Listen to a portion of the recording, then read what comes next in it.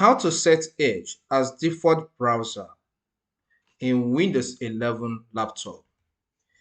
If your PC, which runs Windows 11 operating system, has another browser as its default browser and you want to change it to Microsoft Edge, this video will help you on how you can do that. First, click on the Start menu. This will give you some options showing some apps. Click on Settings. On the settings page, look at the left margin and then click on Apps. Under Apps, there are some options listed there. Just click on Default Apps.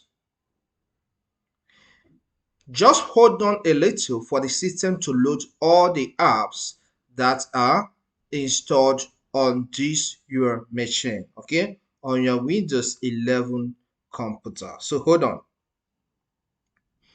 Okay, after the files, the applications have been loaded, just locate Edge on Microsoft Edge. So I'm checking. Okay, look at Microsoft Edge here. So click at that point. Now, as you can see, Chrome is the default browser here, but I want everything to be Edge. All right, so I want to make Edge the default browser.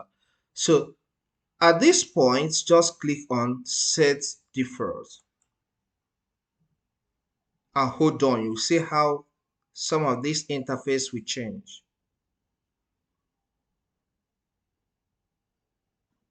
As you can see, some changes have been made. This is now Chrome. Sorry, this is now Microsoft Edge, Microsoft Edge, Microsoft Edge. So anytime you want to open any link on your PC, this default browser, which is Edge, will be used automatically for that. I hope this helps. Please, if you find this video helpful, please hit the like button. Also, if you have not subscribed to my channel, please hit the subscribe button, as that will help me to grow this channel. Look at the playlist above and also watch some videos on Windows 11. I know it may interest you. Thank you and see you some other time.